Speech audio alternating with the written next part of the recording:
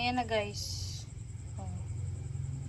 Yan, maglalagay na ako dyan ng atsuete powder.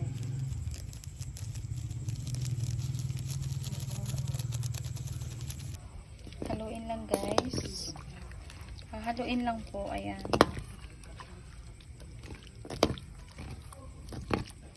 Ganyan lang guys. Tapos kapag ano na, pwede mo na siyang may chicken oil ka na.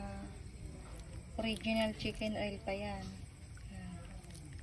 Hindi siya pure mantika. Galing talaga sa chicken. Chicken oil guys. Napakadali. Ayan. Ayan na guys yung ating chicken oil. Done.